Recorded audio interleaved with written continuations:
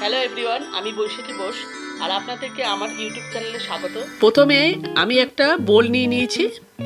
এখানে 1 চামচ টক দই দেব। এখানে ঘরের নর্মাল টেম্পারেচারের দই দেবেন, কেননা ফ্রিজের দই দেবেন না, একবারে ঠান্ডা দই। এরপর আমি আগে থেকে চিনি গুঁড়ো করে নিয়েছি। এখানে 3 থেকে 4 চামচ আমি চিনি ইউজ করেছি। এরপর টক দই আর চিনিটাকে ভালোভাবে মিক্স করে মেল্ট তৈরি করে নিতে হবে। এরপর একটা ছাঁকনি নিয়ে নিয়েছি। এখানে 2 বাটি ময়দা, 2 চামচ কোকো পাউডার আর 1 চামচ কফি পাউডার আর অল্প নুন, 1 চামচ বেকিং পাউডার আর 1 চামচ বেকিং সোডা দিয়ে ভালোভাবে ছেঁকে মিশিয়ে নিতে হবে, যাতে কোনো লাম্পস না থাকে। দেখুন, এই লাম্পসগুলো থাকলে পরে অসুবিধা হতে পারে। এরপর এই মিশ্রণটাকে ভালোভাবে মিক্স করে নিতে হবে। এরপর আমি নর্মাল টেম্পারেচারের দুধ নিয়ে নিয়েছি। অল্প অল্প করে দুধ ঢালতে থাকবো আর মিক্সিং করতে থাকবো, যাতে কনসিস্টেন্সিটা একেবারে সঠিক থাকে। আমার প্রিভিয়াস রেসিপিগুলো ওপরে আই বাটনে ক্লিক করলে দেখতে পেয়ে যাবেন আপনারা, আর তাছাড়া ডেসক্রিপশন বক্সে আমি লিঙ্ক দিয়ে দিচ্ছি। এরপর 1 চামচ সাদা তেল দিয়ে দিলাম, দিয়ে আবারও ভালোভাবে মিক্সিং করে নেব। দেখুন, ঠিক এই রকম কনসিস্টেন্সিটা হবে। কেক যদি ভালোভাবে বানাতে গেলে তাহলে কনসিস্টেন্সিটা অবশ্যই মেনটেন করতে হবে। এরপর একটা কেক মোল্ড নিয়ে নেব। এরপর ব্রাশ দিয়ে তাকে ভালোভাবে তেল মাখিয়ে নিতে হবে। এরপর কেকের যে ব্যাটারটা তৈরি করে রেখেছিলাম সেটা ঢেলে দেব। এরপর এটাকে ভালোভাবে ট্যাপ করে নিতে হবে, যাতে কোনো এয়ার বাবলস না থাকে। এরপর গ্যাসে কড়াই বসিয়ে দিয়েছি আর একটা স্ট্যান্ড দিয়ে দিয়েছি। এবার কড়াইয়ের মধ্যে ওই কেক মোল্ডটাকে দিয়ে দেবো। এরপর 35 থেকে 40 মিনিট আমি বেক করে নেব। এরপর কেক ডেকোরেশনের জন্য আমি একটা ব্যাটার করব। এবার একটা সসপ্যান নিয়ে নিয়েছি। সসপ্যানে 2 চামচ কর্নফ্লাওয়ার দিয়ে দিয়েছি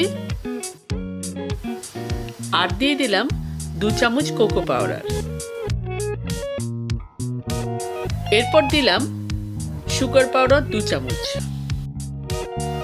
এবার সবগুলোকে একসাথে মিক্সিং করে নিতে হবে। এরপর অল্প অল্প করে দুধ ঢেলে আমি একটা ব্যাটার মতো তৈরি করব।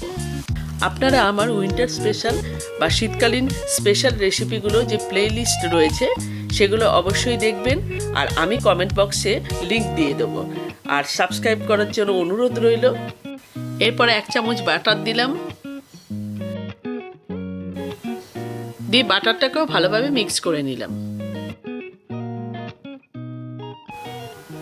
এরপর গ্যাসের সসপ্যানটাকে বসিয়ে ভালোভাবে নাড়াতে হবে।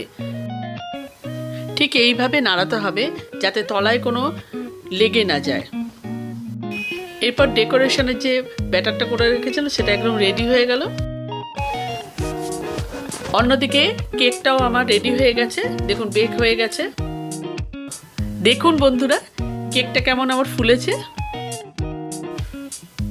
আর খুব স্পঞ্জিও হয়েছিল। 10 মিনিট পর কেকটা ঠান্ডা হয়ে গেলে আমি এইভাবে উল্টে দিলাম। এরপর যে পেপারটা দিয়েছিলাম সেটা ছাড়িয়ে নিলাম। দেখুন, কেকের তলাটা কত সুন্দর হয়েছে। এরপর একটা ছুরির সাহায্যে আমি দেখালাম আপনাদের যে কেকটা কোনো লেগে যাচ্ছে না, ছুরির গায়ে কোনো লেগে যাচ্ছে না, তার মানে কেকটা আমার একদম পুরো রেডি। এবার কেকটা গার্নিশিংয়ের জন্য যে আমি চকলেটটা তৈরি করে রেখেছিলাম সেইটা এবার ভালো করে স্প্রেড করে দিতে হবে। এরপর একটু চকো চিপস দিয়ে সাজালাম আর একটু চেরি দিয়ে সাজালাম। আপনারা এটা অপশনাল, দিতেও পারেন, নাও দিতে পারেন। আমি কেকটাকে এইভাবে ডেকোরেশন করেছি, আপনারা অন্যভাবেও করতে পারেন, তাতে কোনো অসুবিধা নেই। বন্ধুরা, আপনাদের সবাইকে হ্যাপি ক্রিসমাস জানাচ্ছি অ্যাডভান্স। আর আমার ভিডিওতে ক্রিসমাস আর নিউ ইয়ার উপলক্ষে আপনারা যদি মনে ইচ্ছা থাকে যে হ্যাঁ বাড়িতে বানাবো, তাহলে দোকান থেকে না কিনে এনে ঠিক এইরকম ইনস্ট্যান্ট কেক আপনারা বাড়িতে খুব ভালোভাবে বানাতে পারবেন। আর আমার ভিডিওতে যদি উপকৃত হন তাহলে আমার ভিডিওটা লাইক করবেন আর সাবস্ক্রাইব করবেন চ্যানেলটাকে। আর একটা কাঁটা চামচের সাথে আমি কেটে দেখাচ্ছি কতটা সফট হয়েছে। Till then, take care, bye by.